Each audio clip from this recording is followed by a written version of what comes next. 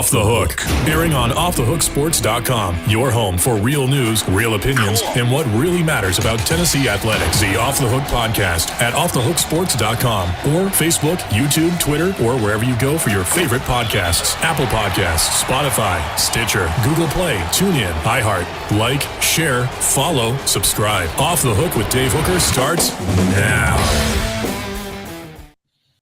Here we go, off and rolling with Amanda LaFrada. I am Dave Hooker, and boy, what a show today. Comments from Tennessee's players as we preview Pitt. Also, we will be joined by a young man who covers the Panthers, give a little bit of insight to the game this weekend, and the line shifted recently, so want to get into that. Also, just continued craziness out of that LSU game, and then you had Clemson last night. What would Tennessee be if they had a Clemson-like schedule? So we've got a lot to get to. She is Amanda LaFrada. I'm Dave Hooker.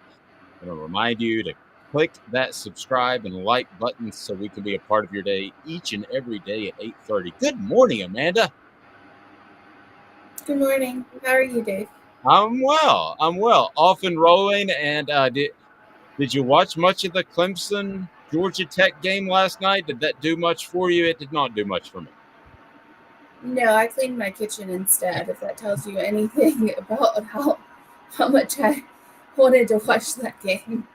I laid down at 7:45, and I was like, I'm just going to lay here for a minute. Woke up at about 11 and thought, oh, there's a game on, and then ran to the TV to watch it. But this is one of the things, Amanda, that I think that college football does have to figure out. And Narduzzi, the head coach at Pitt, refers to the other leagues besides the Big Ten and the SEC as the Pee Wee leagues. Now, he's poking some fun at that. But in all sincerity, if there's not some sort of structure, some of these games kind of get lost in the shuffle because I don't know how significant they really are, other than the fan bases that are cheering for them. They're not really significant at all. I mean, really, if you look at it on a national level, the only significance it has is at the end of the season, is Clemson going to be in the playoffs? That's pretty much the only significance that game has. This is one step closer for Clemson going either a one loss and a very, very, very soft schedule to make it to the playoffs. So. Now, I agree. And what's going to happen for those soft teams that make it to the playoffs? They're going to get beat. Yes. They're going to get beat. And I'm not saying Clemson's a soft team, but I'm saying their schedule is super soft. So it's, how good, you can never guess how good are they really when their schedule is what it is. And we're going to go through it a little bit later. Where would Tennessee be with that schedule? I think they might be in the college football playoff, and I'm not even joking if they were in the ACC. First, though, it is Down and Dirty at 30, brought to you by Honeybees. It's the bees, not the bucks. Amanda, the coffee's just awesome. I could talk about the top 5% of the beans, but ultimately, it's just great coffee. It's just the taste. The taste is great. I mean, it's a really just legitimately really good coffee. And there's not much you can say about it other than, at the end of the day, it doesn't matter about the beans. It doesn't matter about local versus, corporate. It doesn't matter all of that. It just, what does the product taste like? And it's great. That's all you need to know. It's the best. I totally agree. All right, let's get to the Down and Dirty at 30 because there's plenty going on. As a couple of things I wanted to get to. So UT now a 5-point favorite. So that number has moved in the offseason from like 3.5 to 4 last week, now to 5.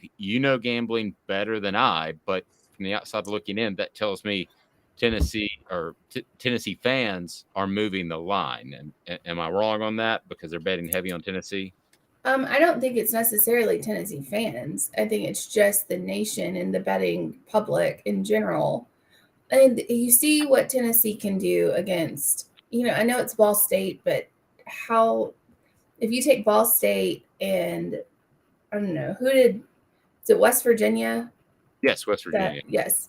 If you take those teams, I don't think it's going to be a blowout against, like, West Virginia is not going to blow out Ball State. And that's just my opinion, just first glance. So, I mean, they'll win decisively, but they won't do what Tennessee did against Ball State. They just won't.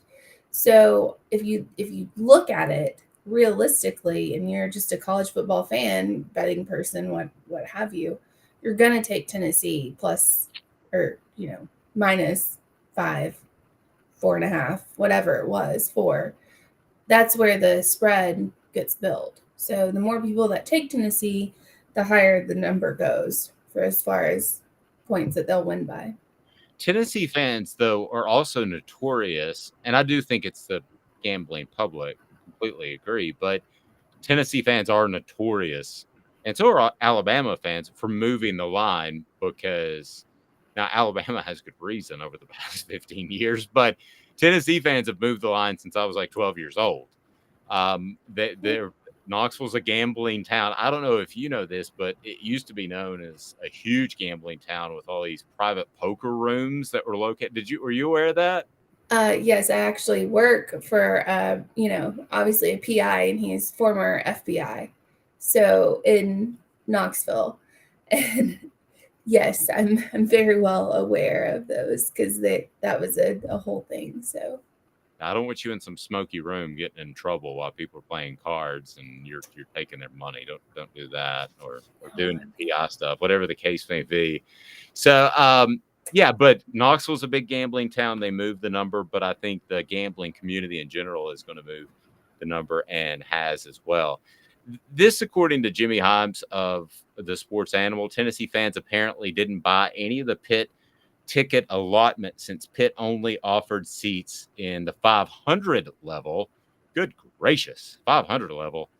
It's Heinz Field, which UT refused. After UT allotted 2,200 to Pitt in lower level last year, UT did get over 400 tickets in Section 101, primarily for the band. This is getting a little bit, I don't know what the word is, persnickety?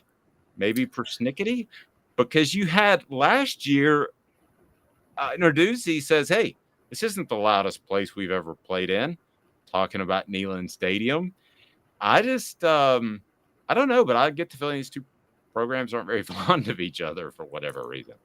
No, you can see that from, honestly, just Twitter. Like, you can see that from Twitter. Like, I'm catching crap from Pitt fans because I don't think they're that good.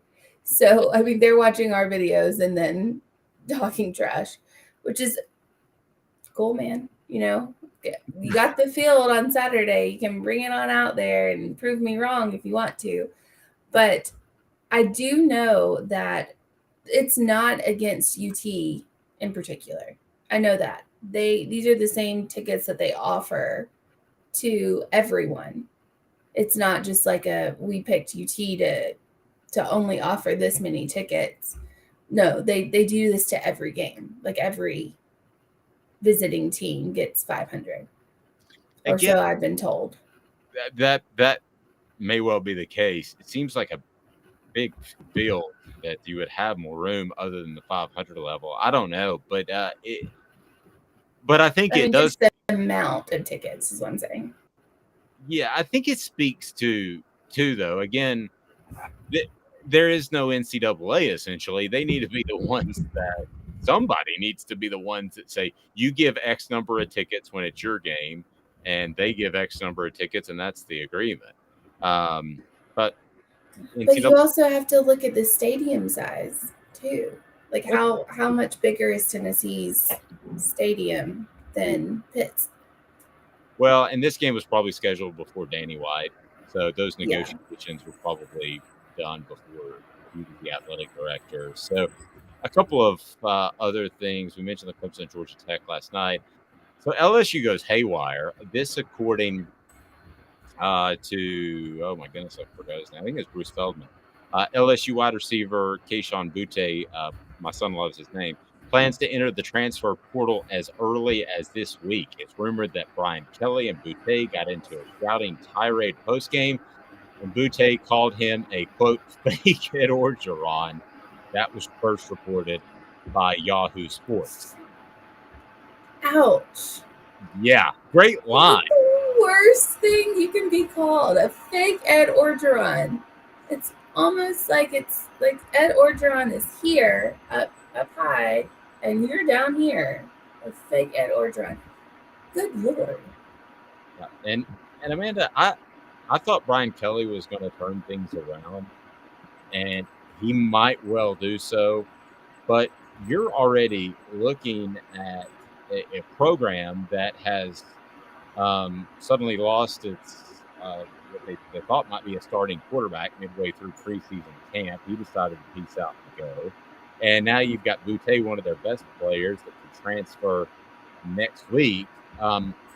Brian Kelly may have to clean house. He may have some problems there.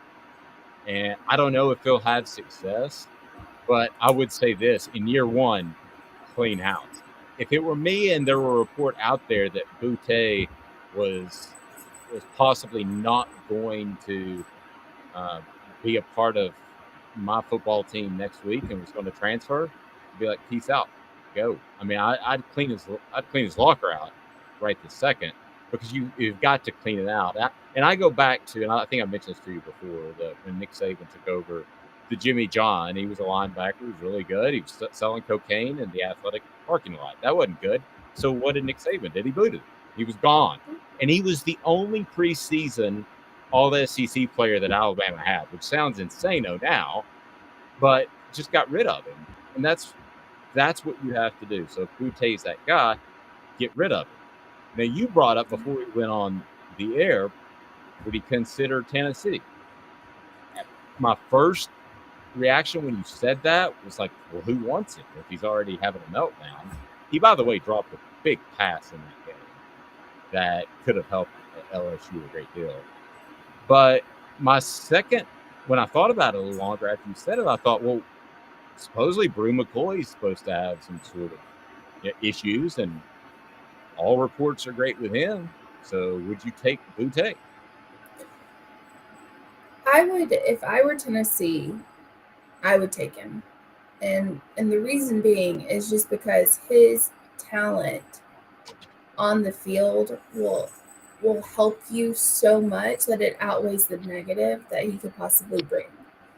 That's just my opinion. If I were an Alabama fan, if I were an Alabama program, I would not take him, just because there's not as much upside to what he can bring. So you have everybody has their place at Alabama. You don't really need any more dynamic players. Does he bring a completely crazy amount of talent? Yes, he does. Is it worth the headache for a program like Alabama or even like Georgia, as we saw, them playing Oregon? Do they really need anything added to that offense? No. I'm not saying Tennessee necessarily needs it, but would it help? Yes. Yes, I think it would. I think you would do your due diligence in terms of, is he an issue? It sounds to me like he's an issue. If you don't go in with a clean slate and you're ready to bolt after game one, and I know it was a disappointing loss, that's a bad sign for me. But I could have said the same thing about Brew McCoy suing the university. But so yeah, but is it my question more is it a bad sign on his part? Because have we heard much about him before this happened? Or is it a really bad sign on Brian Kelly's part? Because now we've seen at least two of his players one jump ship in the middle of, practice in the summer. And now we're seeing another one jump ship after the first game. And I'm not saying maybe Boutte stayed around to see how it played out in the first game and then realized that this is not a guy I want to play for. Now, I'm not necessarily saying that it's Brian Kelly or it's Boutte. I'm just looking at both sides of it. And I wouldn't be surprised if it's Brian Kelly, to be honest. I wouldn't either. I think he's about as fake as a $3 bill. But I also think you have to go in there with the mindset of cleaning house. And, with the people I talked to around LSU's program, it wasn't just bad. It was really bad with Ed Orgeron, like even worse than some of the Tennessee issues that have been over the past couple of years. Apartments for young ladies on campus that were barely legal, all that stuff, and really let the program get out of control. So maybe Boutte, I could easily see a situation, Amanda, where Boutte got used to lax Ed Orgeron. Brian Kelly stepped in and he's like, I don't like this. I'm bucking it. And then he goes somewhere else and he realized that's the way things are supposed to be. They're not supposed to be Orgeron like. So I'm going to adapt. I'm going to be a better guy and I'm going to adapt to this program. And Brian Kelly could have success at LSU. I could see it playing out like that as well. And everybody's happy. I don't know if I could see it playing out where Brian Kelly's successful at LSU. I mean, it's not even just how they look on the field. It's the fact that they're not disciplined at all. And you've had the whole offseason to work with these guys. So they come out and play. I mean, they play dirty. As you saw that targeting where the guy literally meant in everything in his body and soul to take out that quarterback with his helmet. I mean, he looked the guy in the face and whoop, did the whole, that is targeting through and through. I don't care who, I don't think anybody can claim otherwise. But just the lack of discipline that LSU has on that field. And like they just had a guy who tore his ACL out for the season because he celebrated, like a defensive guy, celebrated so hard on the field that he tore his ACL. It's just a lack of discipline. That team is struggling and Brian Kelly isn't helping. And it just seems like it's a bad all the way around. I could see Boutte wanting to go somewhere else, play for a coach that maybe he actually respects. Maybe he would respect Heupel, especially this offense. I think he would really thrive in this offense and show his talents on the field. So Boutte to Tennessee. Be sure to hit that like and subscribe button. Officially, Amanda, would you take him right now? If you're Josh Heupel, yes, you're Josh yes, Heupel. I'd take him. The reason I would take him is not because Tennessee's 100% established like Georgia or Alabama, but I think they're established enough from a culture standpoint that if the guy comes in and he is a dip, you know what? Then you just boot him. Listen, if the kids are going to take advantage of the transfer rules and move freely, then I'm no longer expecting coaches to say you have a scholarship because it's a year-to-year thing. People haven't pulled scholarships because it hurts your reputation long term. But the bottom line, it shouldn't anymore. If the kids can move, we and you brought this up with NIL a lot. Now you are viewed totally different. You are an employee. You are not just a student. And you've said it a couple of times, and we haven't talked about it, but I totally agree. I mean, it is different. So, it is. Hands down. It's just a different world now. It really is. And if you're Josh Heupel and you take him on and bring him into a culture that maybe is, that everyone's playing as a team. Everybody's looking out for everybody else. And it's, this culture is, you'll have like Hendon Hooker up there singing gospel music. This isn't going to, the way that you operate, if you operated in Ed Orgeron's, system and it went well for you, it's not going to happen at Tennessee. Like, it's just not going to happen. It's not going to happen.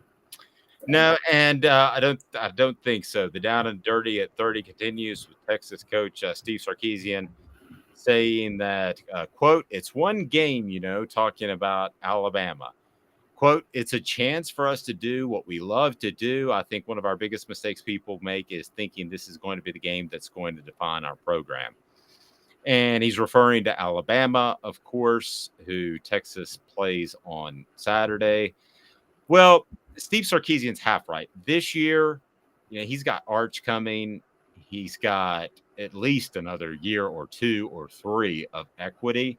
But at some point, if Nick Saban's still coaching, you're going to have to beat him. At the end of the day, if I made you bet $1, do you think Steve Sarkisian ever beats Nick Saban in college football? Ooh, that's rough. You If like you made me bet $1, no. And the reason being is because Alabama and Texas play this year and next year. After that, Texas is in the SEC. right?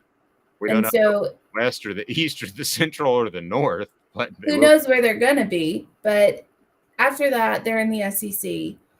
And more than likely, from what I'm seeing, is they're going to move Alabama to the East, is what it seems like is going to happen, just geographically speaking. They'll move them to the East. And then how many more times are you going to actually play? You know, how much longer is Saban going to be in the game, and how many more times are you going to actually play against each other? I hadn't thought about that. I guess I did. Yeah, they would move to the East. That would make a lot more sense.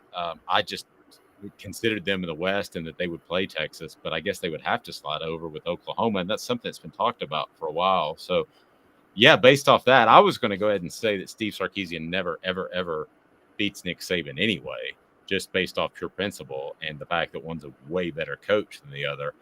But taking that, I would bet more than $1 on that. I would bet a lot more. It is time. Yes, you want to say?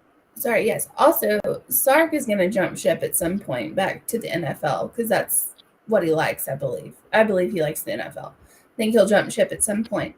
But going on to Texas, if you want to talk about Texas or Pitt being not so generous with their ticket allotment and what have you, Texas, the $1 Million Band's not even going to the game. They're not even going because Texas puts their fan or the opposing fans' band the very, very top, and they give them like 40 seats or something like that, and they stick them in a corner at the very top of the field. Yeah. Wow. So theoretically, you would have to climb all the way up there. I'm sure there's elevators to some extent, but you got to go all the way up there and then all the way down for halftime and then all the way back up. Doesn't make any sense. The Mattress Place, 22 years on Chapman Highway. Those guys carrying around the tuba could use a little rest. Well, the Mattress Place can provide that. How about A-plus accredited member of the Better Business Bureau? Over 225 5-star reviews on Google. No gimmicks, just 30 to 70% off each and every day. It's on Chapman Highway. It's so close to downtown. Sometimes you forget the Mattress Place. Again, the Mattress Place. And it is time for today's tough question. Interested to see where Amanda Lafrada takes us. Here we go. We do our research. Have you done your research? We're working like heck. Today's tough question. What's the real debate? You sipping my soupe, Guadalupe? Exclusively on Off the Hook Sports with Dave Hooker and Amanda Lafrada. You drinking my sake, Kimosabi? Oh my God. All righty, Amanda Lafrada. What have we got? Today's tough question. So I'm going to go where do you think Boutte will end up, or where do you think is the best fit for Boutte? I mean, what a loaded question. I mean, I hate it when people say loaded questions because people have said that to me. I'm like, well, you don't have to answer it. But that is such a loaded question. Okay. What are going to be the options? I'm just trying to think of possible options. All right. So I'm going to go. I don't think anybody really thinks he's going to end up at Alabama. I mean, I don't think that they think that he will because he would so. I don't know if he would. Would he start? He's a crazy talent, but would you see him on the field ever? Well, no. I mean, none of He's this. not going to sit. Yeah, none of this is going to work unless he turns into Alvin Kamara. And Alvin Kamara took his comeuppance when things didn't work out at Alabama. Went to JUCO. Always had a smile on his face, just real big at Tennessee, even though he was not getting as many carries as he should. You have to eat the humble pie, and then you have to go. I mean, what I would tell my son, I would say, eat the humble pie. You don't like Brian Kelly. Don't let that be your legacy. Go to the place that will best prepare you for the NFL, which right now I believe is Alabama. And go there, eat the humble pie. It doesn't matter what happens in the first year. Maybe you're the weight room warrior. But after that year, then things will start to happen for you. But you only have so much eligibility. You better make this decision count. That would be my suggestion. I don't think he'll go to Alabama just because he won't start right off hand. No. I don't see that Saban's gonna just, all right, we're gonna throw you in here. You haven't been here at all, but you just got here this week, and we'll see you that on the field against Texas or whoever. I don't think that will happen. I don't think you'd see the field probably until the playoffs if Alabama makes it to the playoffs. And I don't see him wanting to sit. He reminds me of an Odell Beckham. I'm not gonna lie. Every time I see, they remind me of each other. So I would say Ohio State would take him hands down right now. They'd take him and play him. USC would take him and play him. I would put Tennessee in there in that talk. You got another team, maybe Texas. I could see that. Yeah, I don't think this is going to be the last one. I'm not saying somebody's going to have a major meltdown and leave during the season, but I wouldn't be surprised at all, Amanda, if you saw other players leave, because I can't imagine two opposite people than Ed Orgeron and Brian Kelly. I mean, talk about far ends of the spectrum. No chance. All right, so where are we set? So we're going to pick. I mean, or do you want to say if you're Tennessee, would you take him? It's up to you.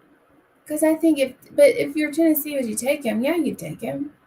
I think that's a given. Like, yes, you'd at least take the chance on him. You're still coming up. Like, you're still, you might be back, but you're not back on the level of Alabama. You're not back on the Ohio State. You're not back on that kind of level. So I believe people would take him hands down. I mean, that's just my thought process anyway. I would want to do a lot of research. And I'm not saying I wouldn't take him, but I would do a lot of research. I would probably take him. So if you want to pick the destinations, let's do that instead. Pettigo, Chattanooga, locally owned store where you'll be treated like family. As the region's foremost electric bike experts, they put their hearts into helping you find the absolute perfect electric bike and get the most out of it for many years to come. Pettigo electric bike rental is the very best way to experience Chattanooga and beyond. The nearby bike trails are just awesome, so get down there. Cody saying, from watching the games this past weekend, we have a better chance of beating LSU than Florida. No disagreement with that. Amanda, do you? No, I zero disagreement. I still want to see how good Utah was, because that game was not – the best part of that game was the last 2 minutes of it. Up to that point, it was not good. Utah, I mean, as far as Florida's defense went, Utah would just – they beat themselves. Florida's defense just let them do whatever they wanted to. And Utah's the one that just up and beat themselves. So I don't know how good Florida is, but I agree with that assessment. LSU's a dumpster fire. Well, John's saying it should be a right to, in air quotes, work. Players can leave whenever they want. Teams should be able to put a player in the portal for stinking. I think they can now. I think that's what we're saying, that it's always been an annual 1-year scholarship contract that the school could get out of it at any point. You just didn't do that because it hurts your reputation. But yeah, I'm fine with that now. Amanda, could this get as crazy as Because can you still enroll at Tennessee? I think technically you could enroll late. Could this be as crazy as somebody plays for two teams in the same season one day? I think we're about to see it, actually. I think it's about to happen. With Boutte? Yeah. Wow. I'm torn. I love college football. I don't know this is great for college football, but I also enjoy chaos. So I'm torn. I mean, would he be eligible right That's now? the question. If he could get into school, I know they had the late ads and all those sorts of things, but I know guys that weren't deemed eligible until after the first game before. Yeah, but it's a wild, wild west out here. So who knows? Would he even be eligible to play? I don't know if he would transfer in eligible, and I don't know if we can necessarily look in, past years to go to figure that out, because it's just changed so much. I mean, literally, it's changed. It's a 180. Who knows? No, I try to go back off history and some of my experiences in these things. And you're right. Half the time I say it, and by the time the words fall out of my mouth, I'm like, well, everything's completely changed. How about Cooper Mays previewing Pitt? So Cooper Mays joins us each week on the Ball Report right there on offthehooksports.com. And I love visiting with him. Now, let me tell you a little something about last year's game for those that may have forgotten, or for those that just want to say that Kenny Pickett's gone and the Blitnikoff winner is gone as their top receiver, whose name suddenly escapes me. But Amanda, I think the thing that sometimes is forgotten is that Cooper Mays didn't play in that game. He was hurt the week before. So he is the guy who handles the play calls. He's an all SEC performer. Now, granted, you have to pick a center. So if you were to pick the top offensive lineman, I don't know where he would be, but you do have to pick a center because it got goofy and everybody was picking left tackles, like 15 left tackles at media days. But I think that's a big difference. But Cooper Mays also knows that he'll be challenged by the Panthers. Here he is, and it's brought to you by our friends, of course, at City Heating and Air Conditioning, 50 years of integrity, cityheatandair.com. Here's Cooper Mays. Yeah, I think it's a pretty big challenge personally. They're known for having a physical front seven, disrupt the offense, get back in the backfield, tackles for loss, sacks. They kind of that's what they kind of put their pride into as a team. So I think it'll be a big test for us, see kind of where we are as a football team and how we're gonna play for the rest of the season. We kind of got out early a little bit, maybe third quarter-ish, and they had a dogfight all the way down to the last second kind of thing. So it'll be a really big test for us, and going to an away game, so hostile environment. I'm pretty excited for the challenge. And speaking of that, how much does it help your body? We talked about the off days. I want to get back to Pitt, but just essentially not having to play the whole game as you didn't have to against Ball State. How much does that help?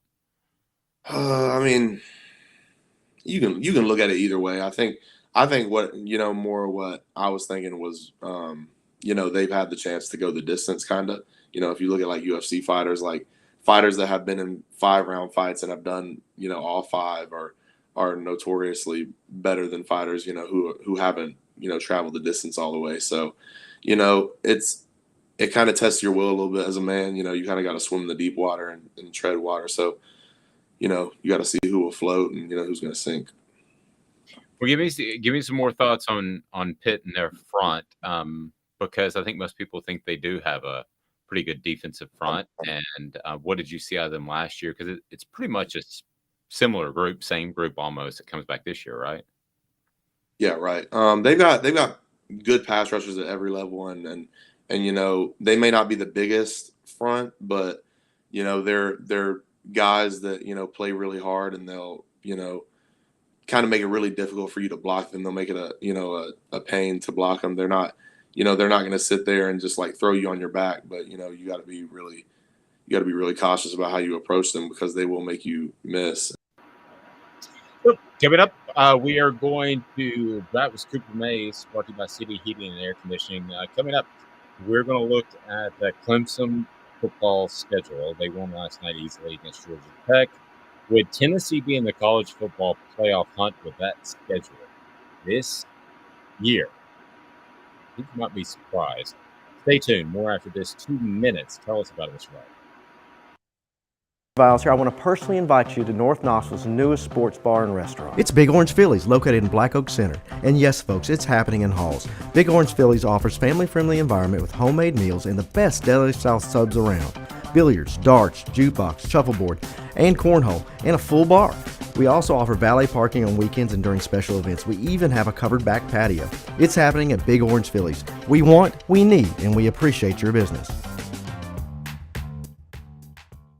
Hi, Mike Davis here with City Heating and Air, reminding you to always dare to compare. Our team provides quality local heating and air service, installation, and maintenance across East Tennessee. We use only the best equipment like American Standard heating and air conditioning for your residential, new construction, or commercial needs. Honesty, dependability, and customer satisfaction have been the cornerstones of our business since 1961. City Heat and Air. Dare to compare. This is Al's Nest Barbecue Supply, so come on in and see all the different rubs and sauces we have, plus a complete line of Green Mountain grills. Don't be overwhelmed. We have plenty of help so you can produce the best barbecue and amaze your family and friends. Barbecue is America's food, and we'll do what we can to bring you all the best products. We're Al's Nest Barbecue, where Chattanooga goes to grill.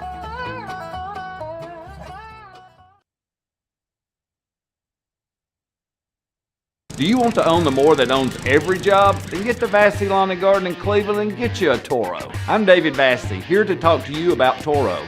With a Toro Zero Turn, you'll get more out of every minute and you'll reach the finish line faster. At Vassey's, we like to say, no matter if you're mowing 3 acres a week or 11 lawns a day, homeowners and business owners alike find confidence in equipment they can trust from top to bottom. Vassey Lawn and Garden, Highway 60 North in Cleveland. Man alive, it's worth the drive. All right, I want to get to that schedule that we mentioned with Clemson. What would Tennessee do with that schedule? Also remind you, Nick Faribault will join us with Locked on Pitt, and looking forward to that as Nick is fantastic, does a great job of covering the Pitt Panthers, so we'll get a great preview here momentarily. First, though, we do want to get to that schedule, that Clemson schedule. What would Tennessee do with that? Let's just say it's a lot easier. Brought to you by Craft Treats. Craft Treats has the minor cannabinoids with CBD that actually increases the benefits of CBD. And, man, Craft Treats is the way to go. If your dog has any sort of anxiety or pain, arthritis with my dog, and I think every dog has anxiety when storms come along, so we use it there as well. But you can go to Craft Treats, it's Craft Treats, and you will be completely pleased with how your pet responds. All right, so want to make sure you hit that subscribe and like button as I want to get to this Clemson football schedule. So Tennessee, we all know, when you look at their schedule, most people, even though Amanda has picked Tennessee to upset Georgia, which would be monumental, but most people naturally go in to this schedule and look at it and say 2 guaranteed losses. Well, that's not necessarily the case with every other team in the nation. And part of that's because it's the annual opponent in Alabama and Georgia's in the East. But Amanda, when you start to venture outside for the teams that theoretically are competing for a national title, Clemson's schedule is incredibly woeful.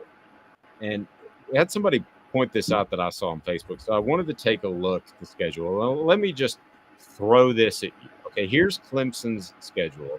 We all know you have to make the top 4 to make the college football playoff, but goodness knows, if you're even in that top 6 range towards the end of the year, Amanda, it's great for your publicity of your program, even if you're the 5th team and get left out. So let's take a look at this schedule. Clemson played Georgia Tech last night. Do you think Tennessee wins that game if Tennessee's playing Georgia Tech in this schedule? Hands down. Penn State. Okay, Furman next week. That's a yes.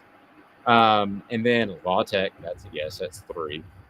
Wake Forest. Wow, that would be reuniting with the Claw Fence. Well, they're actually fairly decent. They are. They're supposed to be. They are. Their starting quarterback got knocked out in preseason camp right before the season started. So I would pick Tennessee in that. Would you? I mean, yeah, I would, but they're not. I just don't think that they're like a throwaway team like they usually are. No, I agree, and I give Dave Clawson a lot of credit. You know, he had a terrible time when he was offensive coordinator at Tennessee. Still believe in flip-flopping the offensive lines, and when everything went south and Philip Fulmer was looking over his shoulder, he reassessed his career and he changed. And away went the flip-flopping offensive lines, which is high schoolish and dumb. And now he's had a very solid career. At the time, just shows you how people can change. I thought he was kind of a bozo. Probably a parallel between me and what Amanda thought of me. But anyway, NC State versus Clemson. Would Tennessee beat NC State? Oh, yeah. After we watched NC State, yes. Right, so we're at 5 now. I'm keeping count. Boston College. Probably. I mean, it's Boston. Yeah. 6. Florida State. Technically at Tallahassee if we go by Clemson's schedule. Florida State, we saw him play LSU, but that was just a god-awful experience. So, yeah, I'd give it to Tennessee. I would think they would win that game. That's a 50-50. I would think they would go in there favored by a couple of points. So far, that's like the closest to maybe a loss that I've seen on Clemson's schedule so far. Agreed. For Tennessee. So that could be the Burt Reynolds Classic. Because Burt Reynolds went to Florida State, and then his last movie was filmed in Knoxville. We got something. You know random stuff. I don't know what. I know. I've got to. You just put that way together. Like you just out and threw it all together in like a gift basket. The Burt Reynolds Classic. Syracuse, Clemson. I would take Tennessee to beat Clemson. Notre Dame.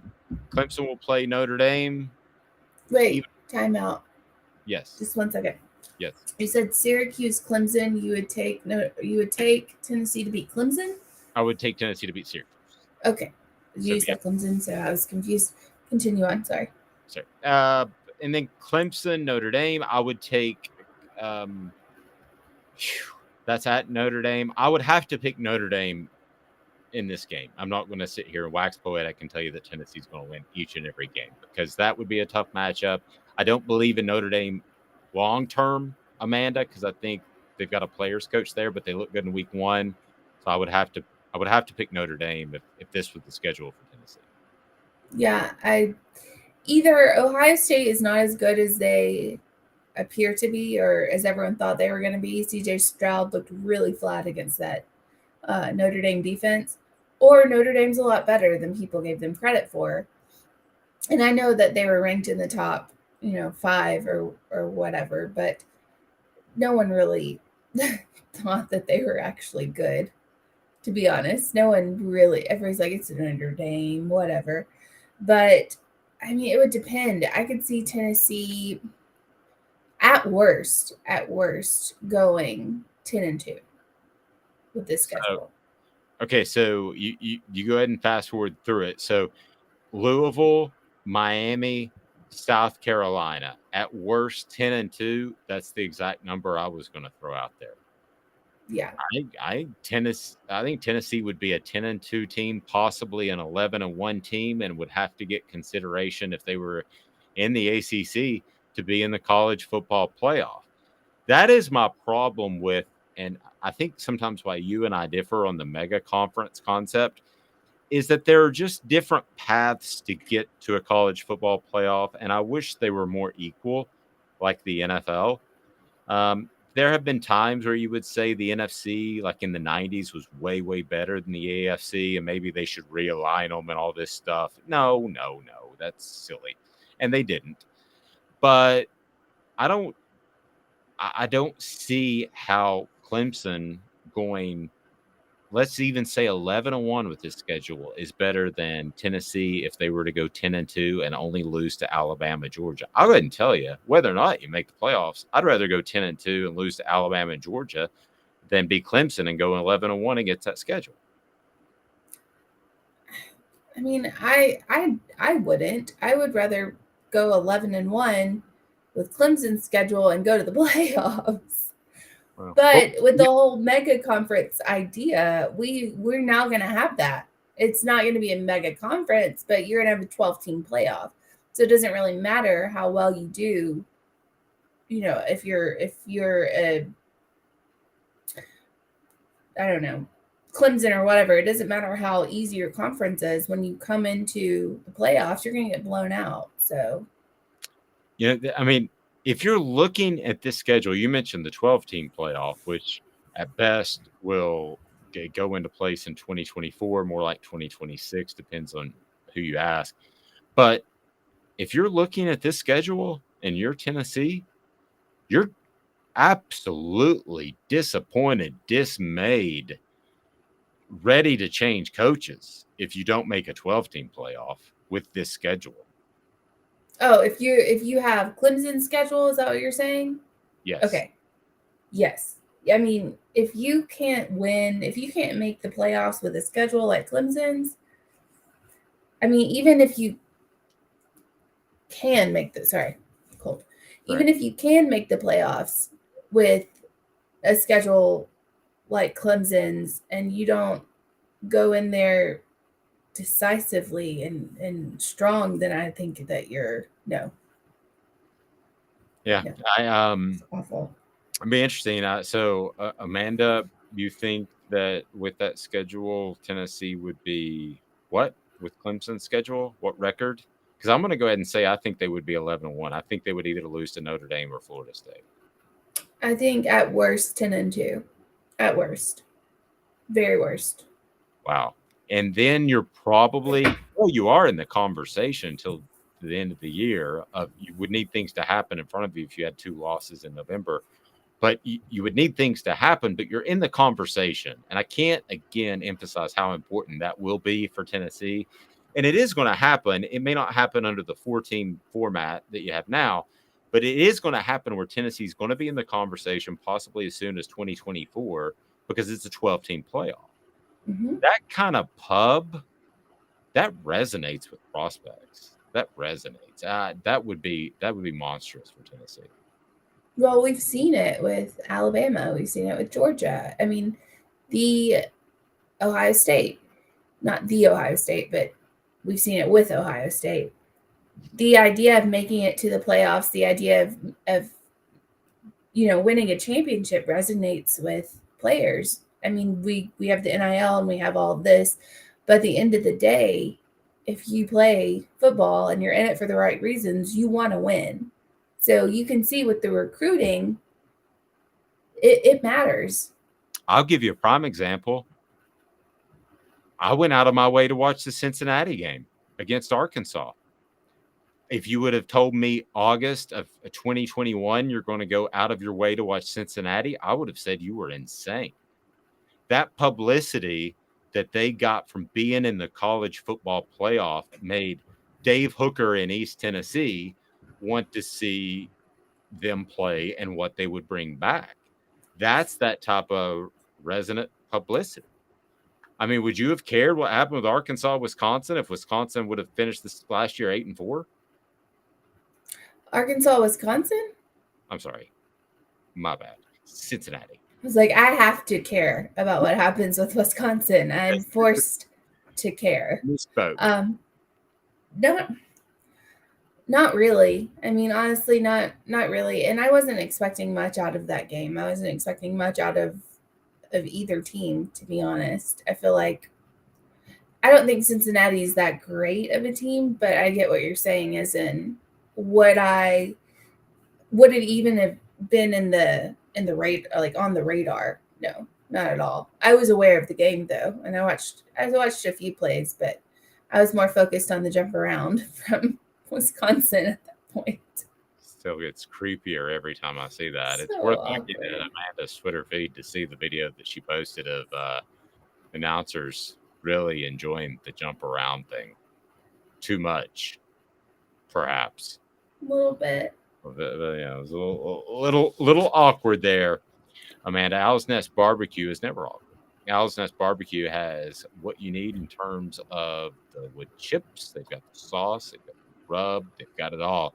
And they've got the pellets if you've got one of those Green Mountain Grill smokers. And if you don't, you need one because they are simply awesome. And you really can't mess it up. It's fantastic. So certainly check it out. Owl's Nest Barbecue, all the supplies that you would possibly need for your barbecue. And with barbecue, it's all about slow cooking. That is the key. So talking Pitt, how about a couple minutes with Jacob Warren? Jacob Warren is Tennessee's tight end. Didn't catch a pass over the weekend, and Tennessee's tight ends were only targeted once. However, I wouldn't read too much into that. I think that's dropping 8 into coverage. I think that's going light on the back end, playing a lot of dime, a lot of nickel. Everybody almost plays primarily nickel now, but I think that's the primary reason. So suddenly Jacob Warren and Princeton Fan are trying to get open against guys that are quicker and faster than them. And that's not how the tight end position is supposed to be played. You're supposed to be a little bit of a blocker and a little bit athletic. So they're going to get their catches. I think Tennessee has, other than Georgia, the best tight end group in the SEC. So they're going to be fine. So don't think too much about that. But here is Jacob Warren previewing the Pitt Panthers, and it's brought to you by Vassy Lawn and Garden. Man alive, it's worth the drive. Talk into the details. Remember what happened at Pitt, like not going back as to what happened last year, because at the end of the day it really doesn't matter. But just trying to not make that mistake again. So obviously going back to the game, their defensive front was a very solid unit. They returned a lot of those guys, and a couple good linebackers, a couple good defensive ends, some good interior guys. So obviously going to be more challenging this week up front. They play with a lot of speed, and their front guys play with a lot of power. Haven't looked a lot at their back end, at their defensive secondary, but again, like I fully convinced we have one of the better wide receiver cores in the nation, so I think they'll be able to handle that pretty well. So yeah, it should be a great game, just like it was last year. And hopefully can again lock into just the small things and be able to handle our business. And it'll be cool to go up there and play at, I know it's not Heinz Field anymore, but I don't know the name of the actual stadium, what it is now, but play at Heinz Field, I'll call it, and just kind of get that experience. And it'll be, I'm sure the crowd will be crazy. So super excited. Yeah. I'm not sure what it's called either. I think Heinz Field. When you play a smaller opponent that maybe is a little bit more based off of speed, a defensive front, so to speak, as opposed to those, I think of the big defensive tackles that are in the SEC. Mm-hmm. But you play a front like that, how do things change?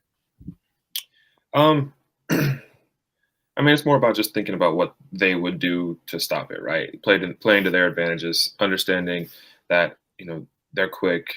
So that kind of brings in some twist game, some stunts for the D ends and the D linemen, and linebackers moving all over the place and twisting and crossing and coming off the edge, and defensive ends hitting into the A gap, stuff like that, just because they're able to do it athletically.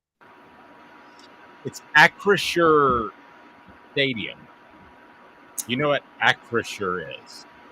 I just put it up on the screen.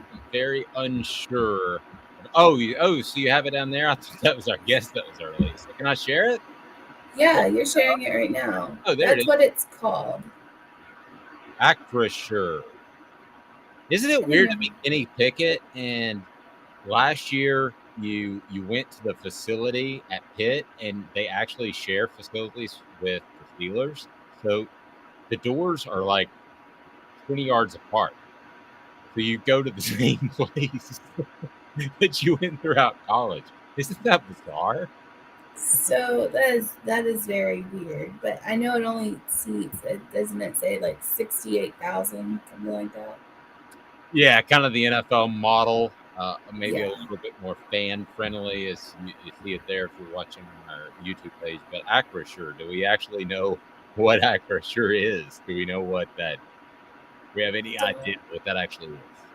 I don't think so, but in looking at it, I'm sitting here going, where is a 500 section? Like I don't see anything that could have been. Oh, sorry, I did not know you were. I was going to pull it back up. Well, We can go back. It's I fine. think I know you've seen a Titans game. I think they even have some like goofy number sections where you're way, way, way up at the top. Right, but what I'm saying is it's it's being made like a big deal about a 500 section. Yes, if you were in Neyland Stadium and you were at the very, very top, that's completely different than being here. Yeah, if you're checking it out on YouTube, you can see it. Yeah, I mean it's a smaller stadium, so a 500 section there is probably more along the lines of a 200 section at Neyland Stadium. It would be just the upper deck. So Yeah, so so people saying like, "Oh, they're giving us tickets in the 500 section." Okay, well, the 500 section is not doesn't look like it's that bad. I mean, well, yeah, if you can't get a ticket to that game, which appears difficult, you can always go to Big Orange Phillies. Big Orange Phillies is a great place to watch the game. It is there in the heart of North Knoxville on Maynardville Pike. Big Orange Phillies is family friendly, and they've got all kinds of great things like billiards, darts. But the best thing, in my opinion, is the food. We had the wings, and they were absolutely unbelievable. So Big Orange Phillies, convenient to Maynardville, convenient to North Knoxville. Get out there, watch some ball over the weekend. You will enjoy it. And the NFL does take over as well. I do like this one weekend that we have where college takes kind of the spotlight. I think it's pretty cool. But ready for a full weekend too of Thursday, Friday games. I usually don't watch Friday games for two reasons. Happy wife, happy life. So I hang out with her on Friday, and that's one of the. Don't look at me. I do.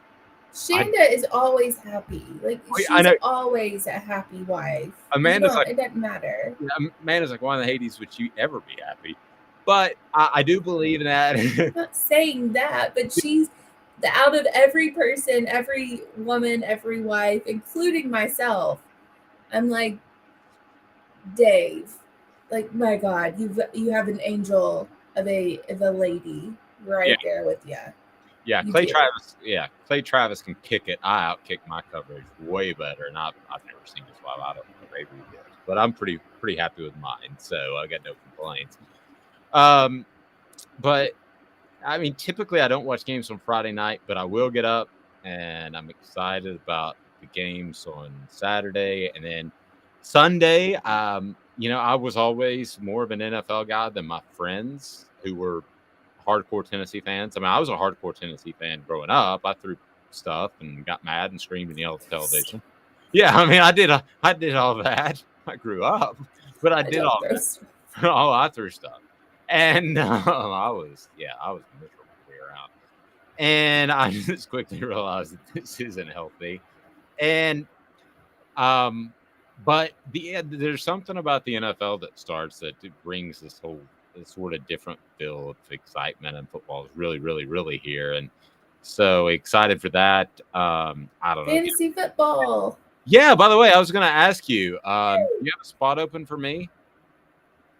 We already did a draft. We asked you, and you said no. I hate fantasy football. I didn't. I love being in it. I don't like it when people talk about it. I like it when I talk to Mr. Biles at Biles Automotive Group. I tell you what, Biles Automotive Group wants to be the home of your car shopping experience, and they need, and they appreciate your business, and it's about integrity.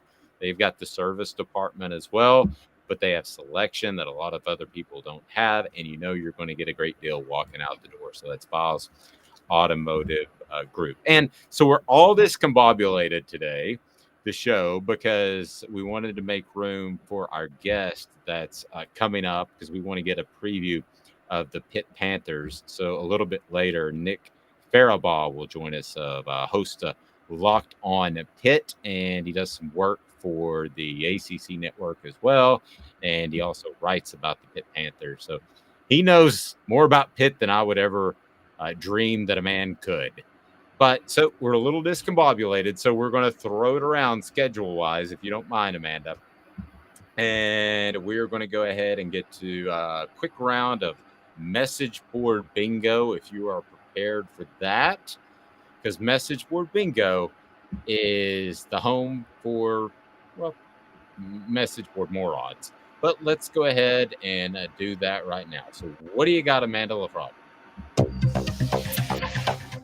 All right. So the way this works is he gives me the message board post. I try to pick it.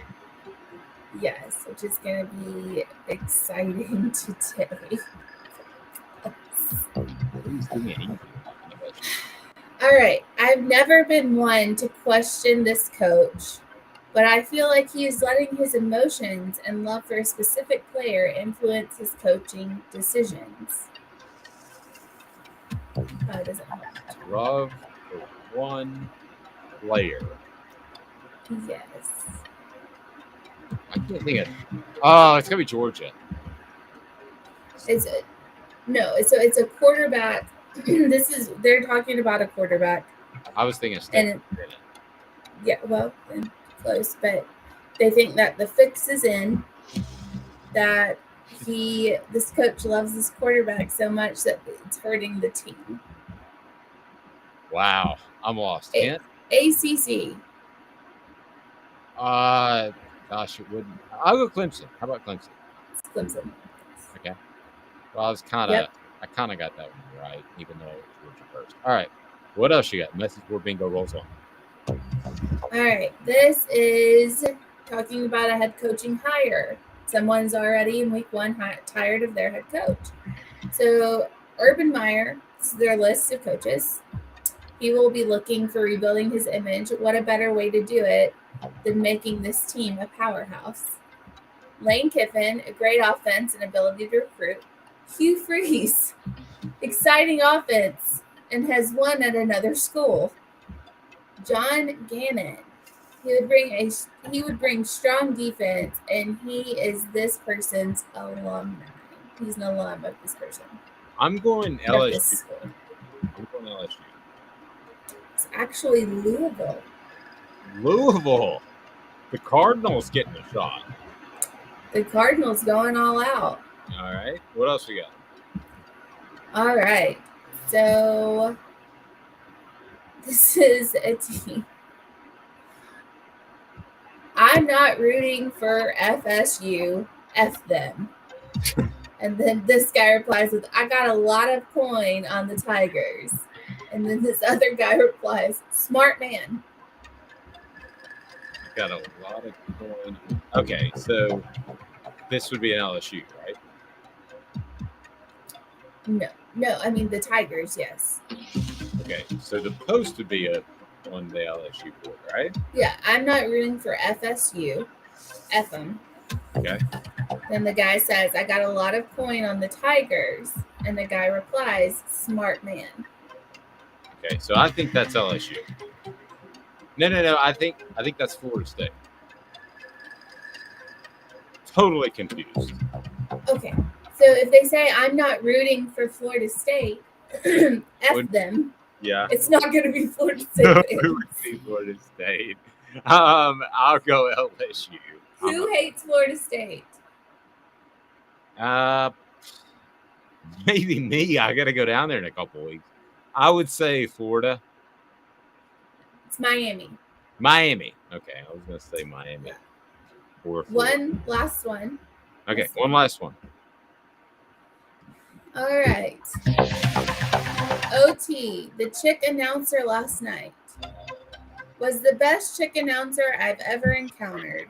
Knew the teams and the game, stayed in her lane, and her voice was not nails on a chalkboard. Anybody catch her name? I know who you're talking about. I can't remember her name. I think she's very good. I don't care if she's male or female or what she is. I think she's good. So, but go ahead. So we got to get to What Nick. team is it? What team is it? I don't know. It had to be SEC. last night. Oh, okay. I'll go LSU. No, the LSU didn't have a girl calling their game. It was South Carolina. South Carolina. Alrighty. Well, Nick Barabaugh is going to join us in exactly 2 minutes. So hang tight with a Pitt preview that you will not want to miss. 2 minutes, and we'll give you the latest on the Panthers. Viles here, Viles Automotive on Callahan Drive. I've been selling cars here in East Tennessee for 27 years. In that time, I've come to realize it's not about the car. It's about you, the customer. So I'm here to take care of you just like family. Good credit, bad credit, you name it, we can get you taken care of. If we don't have it, we can find it for you. We go across the country to get any vehicle that you want. And here at Viles Automotive, we don't believe in fake numbers. We just give you great deals. And as always, we want, we need, and we appreciate your business. Do you want to own the more that owns every job? Then get to Vassy Lawn and Garden in Cleveland and get you a Toro. I'm David Vassy, here to talk to you about Toro. With a Toro Zero Turn, you'll get more out of every minute and you'll reach the finish line faster. At Vassy's, we like to say, no matter if you're mowing 3 acres a week or 11 lawns a day, homeowners and business owners alike find confidence in equipment they can trust from top to bottom. Vassy Lawn and Garden, Highway 60 North in Cleveland. Man alive, it's worth the drive. This is Steve Rain. I own the Midnight Oil and Michelin Tire Direct service station here in Ooltewah. It's not a fancy place, never has been, but it's a clean place with clean restrooms and good folks who work here. We sell gas and fix cars, nothing glamorous, but we love what we do and we're going to keep doing it for a long time to come. There's not many real service stations left, and that's a shame. We're the guys just like the guys back in your hometown. We'll fix your tire, change your oil, and put a new set of Michelins on your car. If you want a Twinkie, you'll just have to keep on going. Thanks for the business.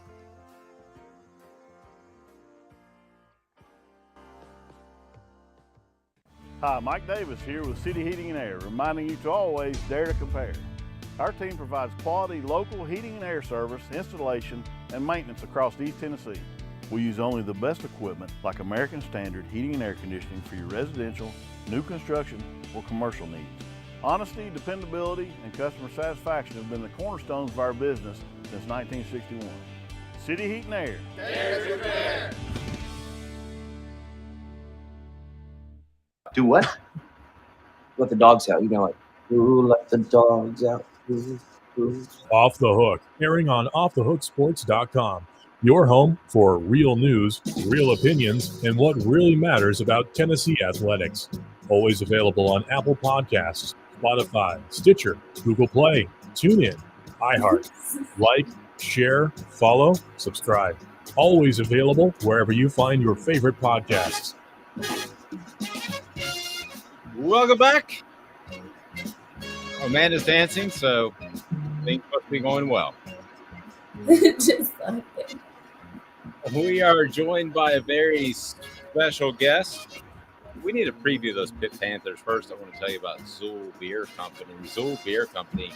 Go to ZoolBeer.com, the official craft beer of Off the Hook Sports, and they've got a great place downtown, panoramic views in Knoxville. I would take Nick there if he was coming in town, but the game happens to be at Pitt, so it would be really inconvenient for us to try to get there.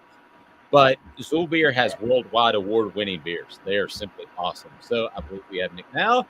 Nick, that's my phone, or that's my computer. That's your phone? Okay. All right. I'm working this all out, Nick. There you go. Hey, we got it. I knew we could do it. I was wondering why I didn't see your anyway. Nick, how are you, sir? I'm doing very well today, guys. As always, appreciate you having me on. Great to talk to Pitt, Tennessee. It's going to be a really fun game, I think. Both fan bases really seem to be hyped up for this one. Yeah, I love talking to you locked on guys because you truly are locked on. It's the same for the Tennessee guy and you, who I like very much. But you probably know Eric Kane. But want to get your thoughts on this game. But let me start and go back a few months and maybe even a year. So you have Mark Whipple. You have a guy that ends up being a first-round draft pick in the NFL, and Kenny Pickett. Then you have Jordan Addison, who wins at Litnikoff, and then Whipple's ready to bolt.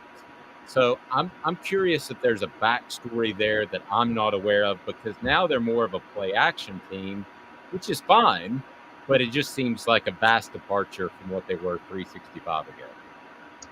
Yeah, there is a story behind that, and the story we've largely heard is that Pat Narduzzi did not want to throw the football as much as Mark Whipple wanted to throw the football.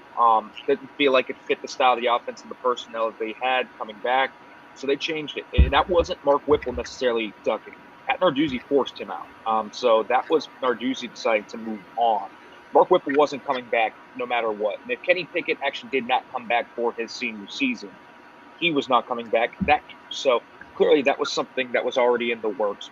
Mark Whipple was out the door regardless, and that's why he goes to Nebraska. So now Pitt's more of a, say, play-action, pro-style team where, yeah, they can go shotgun, but they are under center. They run a scheme that's very akin to that of what I would say a Sean McVay would run. A young Sean McVay ran in, like, Washington, for example. So that's kind of what they run now, and it's because they want to run the football more. They feel like that tailors more to their strengths. They have an experienced offensive line, a deep backfield, so that's what that switch was for. And it really was a disagreement, a pretty ugly one too. We heard throughout the entire offseason, Mark Whipple and Pat Narduzzi did not see eye to eye. It kind of blew up, and that's when Mark Whipple bolted before the beach went. Wow, interesting. So, what do you make of the way Narduzzi handled that before we get to the actual game? Yeah, well, I think Mark Whipple is a great quarterback developer, which is why I think we've seen Kenny Pickett grow so much under his tutelage. I also think he has his faults as an offensive coordinator. I do think sometimes that Narduzzi was right in the fact that when Pitt was running the ball, he didn't run the hot. And that was the big thing to me for Pitt overall, is that when they were running the ball well, it felt like Whipple was just going to keep throwing it. Maybe Kenny Pickett didn't have his best stuff every day, and that was kind of the issue. Now, Pitt had a great offense, but he also made some weird situational play calls, and I think that was the one thing that really ticked Narduzzi off was, man, this guy's it's 4th and 1. He's throwing it 50 yards down the field instead of just running a quarterback sneak on 4th and inches. And I think that's the type of stuff that really got Whipple into hot water with Narduzzi. Is like, man, in some situations you just need to run the football, just fall forward, right, or do stuff like that.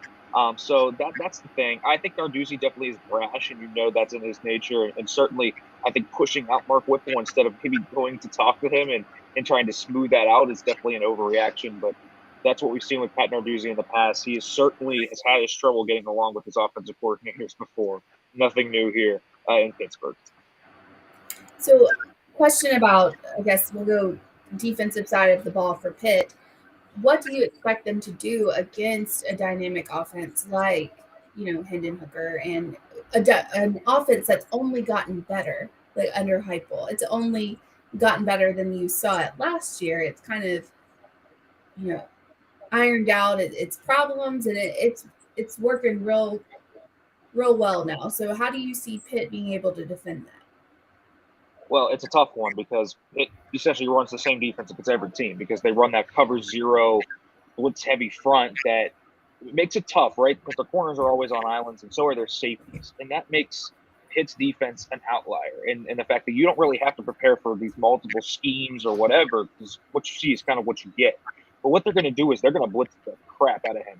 I watched the Ball State game a lot. A lot of it was 3-man rushes. They're not going to see that here. They're going to see 5, 6-man rushes, and Pitt's going to bring the heat. So the offensive line for Tennessee has to be ready for Pitt's linebackers to come. Pitt will bring their slot corner sometimes. It will bring the heat here. Pitt is a really good defensive line. So that's the battle of the game to watch. Can Tennessee's offensive line hold up here? Now, obviously, Josh Heupel goes tempo, and they can do quick screens, and they can all do RPOs and all this stuff. And certainly that's something that they will do, I believe. But Pitt's going to be aggressive in this game, and they're going to play an aggressive brand of defense. They do. They're going to sell out to stop the run, and they've done that for the most part under Narduzzi's tenure. Had a bit of a rough game last week with some inexperienced linebackers, but they feel like they're growing, so we'll see how they kind of come out. But that's going to be what the game plan is. Pitt's going to come with an aggressive type of game plan. They're going to trust their corners and safeties against Tennessee's receivers one-on-one. We'll see how that ends up working out because Hendon Hooker will have his opportunities, I think, to throw the ball down the field. But Pitt's DBs play a pretty solid game once they got going there against West Virginia. So we'll see how that all works out. But the blitz heavy front, that's the thing to watch for Pitt this week. That's interesting. It sounds like it could have 10 sacks or 10 touchdown passes. I wonder what the in-between is on that. Who are some names that you see emerging? And you can go with names we already know from last year, but on this defense, who are some guys that Tennessee fans need to keep an eye on? Well, Kalijah Kancey's a big name, obviously, and he made his name known in last year's matchup. Habakkuk Baldonado is another name that made his name felt in last year's matchup. These are Pitt's two best defensive ends. But another guy that's really emerged during the senior season is John Morgan, who had a phenomenal game last week against West Virginia. 3 tackles for loss, a sack. This was a guy that he's so explosive. He's a really special player in that regard. He's got special athletic traits, and that's what Pitt has on this D-line. They're athletic. They're a little undersized, but they are super athletic, and very rarely do teams shut them down.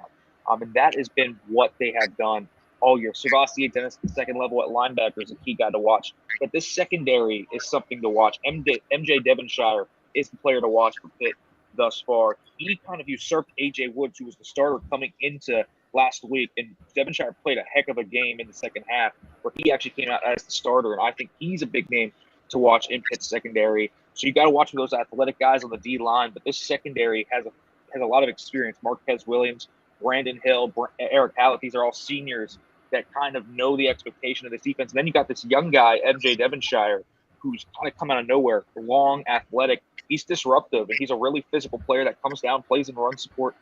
He's blown up a lot of screen plays before when we've seen him. He's a fun player. So there's a lot of guys emerging on this defense. I think the one weakness you look at is the linebackers. It's Dennis in the middle, and then they have a young guy, Bengali Kamara, on that right side. And he was pretty bad last week against West Virginia, so he'll have to keep it up. I think that's where maybe they attack. Maybe they try to get, a guy like Princeton Fant up the middle, stuff like that. They try to kind of open up the Pitt defense over the middle of the field. I think that's going to be the big thing. Pitt has a lot of players that could have next level aspirations on this defense. It kind of just depends on how the scheme works and if they can execute against a pretty solid Tennessee offensive line, to be quite honest with you. So let's talk about Pitt's quarterback, Slavis. Is that how you pronounce it? I've seen Slovis. Yeah, I think as Slovis. Slovis. Okay. Yeah. So let's talk about Slovis. How does he compare to Pickett? Do you see, can you give me like a downside to him versus an upside? Say we take Pickett. How is Slovis better? How is Slovis, worse? What's your take on him as the quarterback for Pitt? Yeah, tough one because I think Kenny Pickett's the better quarterback, obviously. But I think Kenny's more mobile. I'll say that first off. So you remember how many times Kenny Pickett just escaped the pocket against that Tennessee defense last year. It made something happen out of structure. Probably not going to happen with Keaton Slovis. I think that Kenny Pickett is better pocket presence than Keaton Slovis. Slovis last week was a wreck in the pocket, man. I mean, he ran himself into 4 or 5 sacks. That probably shouldn't have happened. His offensive line played well for the most part. And that's a big downside for Slovis. I do, however, think this. I think that they're a push accuracy-wise. I think Slovis has the stronger arm, and I think Slovis is probably a better deep passer. So they had a weird strategy last week where they ran the ball a lot, went very heavy set. That's probably not what they're going to do this week. They're going to spread the ball out. They have 2 modes on their offense to where, yes, they can run the football a lot and go heavy, but they can also spread you out in shotgun and go 4 or 5 wide. That's what you should expect to see from Pitt this week. Keaton Slovis last week, when he was able to throw the ball 10 or more yards, 7 of 11 for 163 yards and a touchdown. He was really impressive in that area of the field. So that's where they're going to have to watch him. If he gets time to sit back and throw the ball deep down the field, it can really get some explosive plays going. And I think that's where Keaton Slovis kind of makes his bread really in this college game. That's where he made it at USC, and that's where he made it last week when Pitt finally started to get moving in that second half, and they came back in the fourth quarter. That's where Keaton Slovis won. Jordan Addison, was it just a simple business decision, or was there anything behind his decision to go to Southern California that we're not aware of? No, it pretty much was a business decision for the most part. It was an NIL thing. Now, I'm sure for him there were some other things like listen, you get money to go play for USC, Lincoln Riley, Caleb Williams in Los Angeles. You're probably not going to turn that down. But I don't think there was anything concerning from the football side of things. For the most part, I think he felt like it was just a good opportunity over there with money to play with a guy who might be the first-round draft pick, and obviously a great coach, Lincoln Riley. Yeah, and you might get to kick it with Snoop too. Who knows? Sorry, man. Go ahead. No, you're fine. My goodness. I hope not, because if you do that, you're not going to pass a drug test coming back. It's legal out there, but I don't think it is for football players. I'm pretty sure you still can't do it for if you played the NCAA. Anywho, so coming back to that, who do you expect to see replace that big, hole that he left behind? Who are you looking at to lead that charge as wide receiving corps? Kadate Mumfield. One name. That's all you need. Kadate Mumfield. This is a guy that, quite honestly, last week should have had 150 yards and 2 touchdowns, but Slovis missed him 2 times. He's a deadly route runner, and he really, really impressed last week. He can win at all 3 levels of the field, so it doesn't matter if he's running a quick screen, a deep post, or, say, a drag route across the middle of the field that's 10 yards deep. He'll win at all 3 levels. He comes up from Akron, but he absolutely dusted West Virginia's cornerbacks last week. And that was against Charles Woods, who's a pretty good corner, one of the best in the Big 12. So he showed out, and he's a guy that I think is going to be a big part of this game plan. I think that they're going to try and open it up with him. He really is just one of the best route runners in the ACC, and that's what makes him so deadly. And he gets open. He understands spacing against zone coverage. He's a really good receiver. Now, other guys in that room, Jared Wayne, the senior, he's a guy that's obviously very familiar to most people. He had an impact in this game as well last year. But there are some new guys. Former Tennessee wide receiver Bub Means. Gerard Bub Means is now on Pitt. He's the 3rd wide receiver. He transferred out, went to Louisiana Tech, proved himself as a height, weight, speed guy, 6'4", and he's every bit of 6'4". The guy is massive. And he's a guy that's a young guy, but still kind of figuring things out, but he's got a lot of explosive play ability as well. Legitimately, he probably runs a sub 4.5, so he's got some speed to burn on him. Jalen Barden is another guy who can really run. And then they have a young kid, Jaden Bradley, who's another 6'3" guy. So really, there's a lot of size. Outside of Mumfield and Barden, those guys are about 5'11", 6 foot. Wayne, Bradley, Means they're all 6'2" or more. So Pitt's going to kind of look to their size a little bit to maybe play a little bit of bully ball out here. But those are your 5 guys that you look for. Who's going to fill in that role? Those are your 5 guys, and Mumfield being the leader of the pack. Nick, I want to step away from the game for half a second, go really big picture, because you cover an ACC team. We cover an SEC team. So it certainly looks like the Big Ten and the SEC are in good shape for the future. And if there is a mega conference, they're going to be it.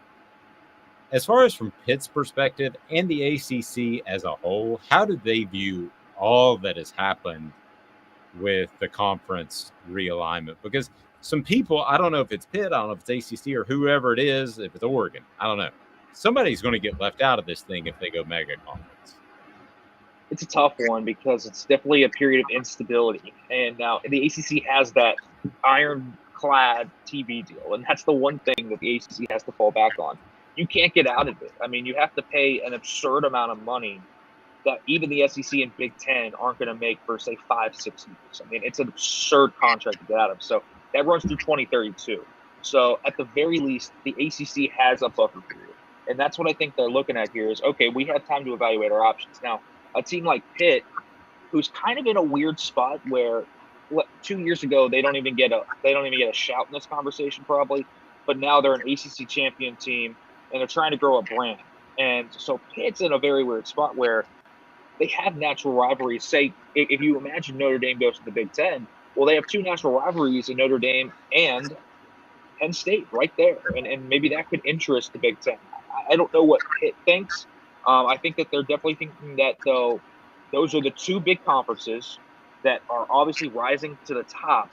And any way you can play yourself into those conferences is probably for the better. You get more money, more exposure, all of that. For the ACC, I definitely think this is an instability moment where you have to evaluate your options. Do you add an Oregon and Washington? Do you add corner schools in Arizona? Do you expand westward, right?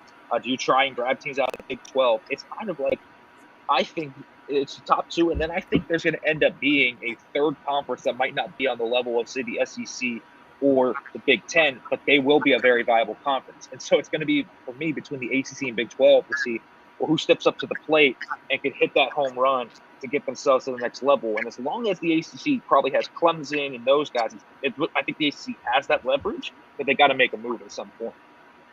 All right, Nick, we'll let you get out of here. Again, how can we follow your work? Again, Locked On, and where can we find all your good stuff? Yeah, you can watch Locked On Pitt on YouTube, Locked On Pitt. Listen, we will have a preview with Eric Kane, of course, later this week, so make sure to check that out. Pitt, Tennessee, we're talking that all week. Follow me on Twitter at Nick_Faribaugh. Read all my stuff at Pittsburgh Sports Now, folks. Appreciate it.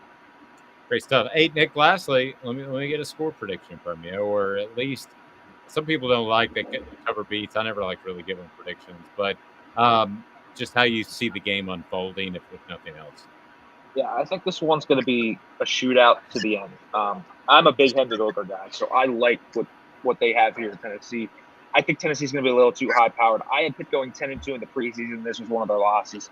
So I'm going to take Tennessee in this one, say 45-38, something like that, a high-scoring attack. I think it's going to be very similar to last year's game, but let's just flip it around a little bit. Let's give this one to Tennessee because I'm a huge fan of Hendon Hooker. I like some of the receivers they have. I think that defense has improved. That D-line is really going to be an issue, I think, for Keith Slovis if he can't stay in the pocket. So I like Tennessee in this one.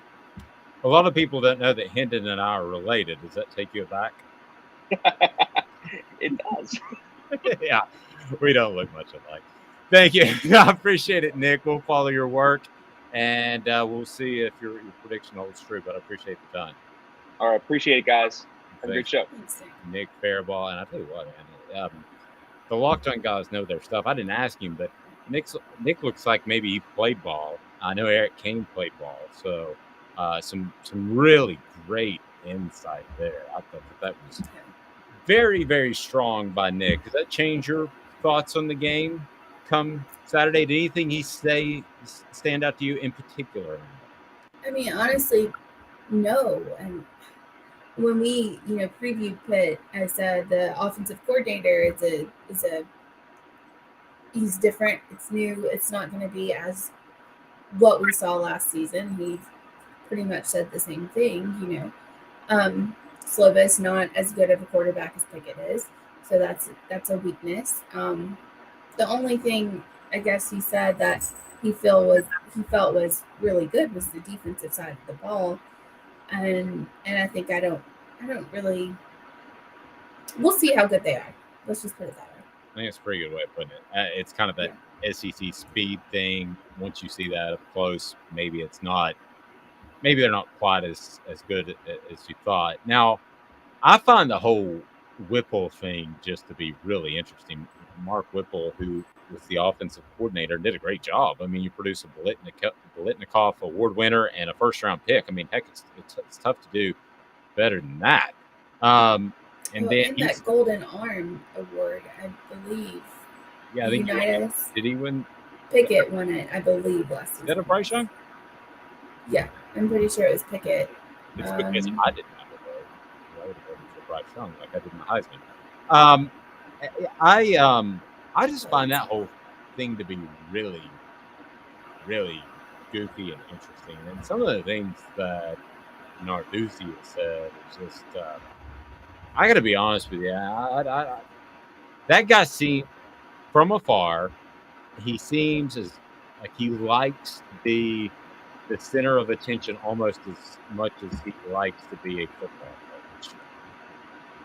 You kind of see what I'm driving at there? Yeah, I mean, I see what you're saying, but you have to have a little bit of that kind of bravado as a head football coach. I mean, you do, but he has a little bit too much. It's kind of an Urban Meyer look. But it's kind of recent, too. Like, he wasn't like that for years. And in the past 18 months or so, it's just kind of like he's saying everything. And listen, I'm sorry. If you have a guy that produces a first-round pick and a Biletnikoff winner, you've got to find a way to get along with him. I mean, I'm not saying you kisses, you know what, but I'm saying, Well, hey, there might be other stuff that went on behind the scenes that we don't know that'll come out later. I mean, we heard from Chris Landry on like Les Miles and crazy stuff that's happened that no one knows about until years later. But yes, Kenny Pickett did win Johnny Unitas Golden Arm Award last season. yeah, and to go to Nebraska of all places, where Scott Frost is on the hot seat, that tells me that Whipple is ready to get the heck out, and he's willing to go to a place that he could get fired from in 12 months. Seems like it's more of not so much of what we see as something behind the scenes has gone awry with him, and Either philosophically or personally, it sounds like a couple of dudes that just don't get along. yeah, I mean it really does. It's really what it sounds like. I don't know if somebody's wife, daughter, I don't know. Oh no, I don't know. Let's not make this an Orgeron situation. Well, you never know, man. Today's tough question. Give me the scoreboard update on that, if you can. So it looks like Tennessee fans are pretty excited about the chances. So we asked Boutte at LSU. He's reportedly going to transfer within the next 5 minutes. And where should he go? Well, I said what team is the best fit for him. I changed it a little bit because where he should go is not necessarily where he will go. But so what team is the best fit? So what are the standings? Heavy Tennessee last time I looked at it? My gosh, 94% Tennessee. But there's 4 teams you can choose from. Well, apparently just one you can choose from. So you have USC, Ohio State, Tennessee, and Texas. And everybody's on that Tennessee train. I appreciate the local feel of our listeners. I do. And when I look at that list, if it's a good fit, I think a great fit is eating the humble pie and going to Alabama. Now you could argue that Nick Saban might not be there throughout his career. I think that wasn't an option. Oh, it was not an option. Who were the 4 options? USC, Ohio State, Texas, and Tennessee. Yeah, Alabama's not an option because I don't think Nick Saban would take him. I'm not going. You may be right. I'm not going. Where would I encourage my son to go? I would probably say the easiest plug and play is at Tennessee. I say that with no bias whatsoever. But the plug and play, I agree with that. Have a big year, get drafted in the NFL. Out of that group, the most likely seems to be Tennessee. Ohio State, you're going to have to sit. Southern California and Texas are going to both be breaking in new quarterbacks.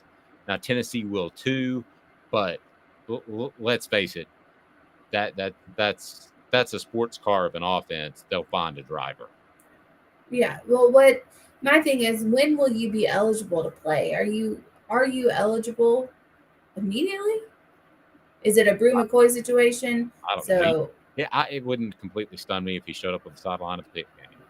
Exactly. That's my thing. Is it like immediate? Is it the MLB now where in the 4th inning, somebody's leaving the dugout because they got traded? Just got traded to the Commanders or whatever. Whoever. That still, it messes with me. Is the name changed from but anyway, it's a whole different topic for another day. Isn't he a projected first round this year? Can he even play? Daniel, referring to Boutte. That's my question. I mean, gosh, I don't know. I mean, I know a few years ago it would have been no, like you sit out, you're done. But now in the NCAA, has it changed? Because everything keeps changing, and they keep making new rules or not implementing the ones. I mean, who knows? It is an absolute show right now. So I have no idea. Yeah, I go back to it, and the problem I would have, and so with some programs like Alabama not taking, He was part of the reason they lost that game, and he's upset about it. I'll go ahead and tell you where he's going to. Somebody texted me during the show. I'll go ahead and tell you where he's going to end up. You ready? Yeah. He's going to head just north. Ohio State. Not that far north. Head north from here? Kentucky? No, from LSU, from Baton Rouge. Oh, from LSU. Ole Miss? We'll talk to you tomorrow at 8:30. She's Amanda LaFrada. I am Dave Hooker, Off the Hook Sports. Check us out. We'll have complete coverage of Tennessee as they will meet with the media this afternoon. So we'll look forward to that. And tomorrow on the program, we'll have a very special guest. You might know him. He was a congressman, and he played football for Tennessee. Guess who that might be? I think you probably know. Does he have a son that plays football for Tennessee? Yes, and his name's not Army. For Amanda LaFrada, I'm Dave Hooker.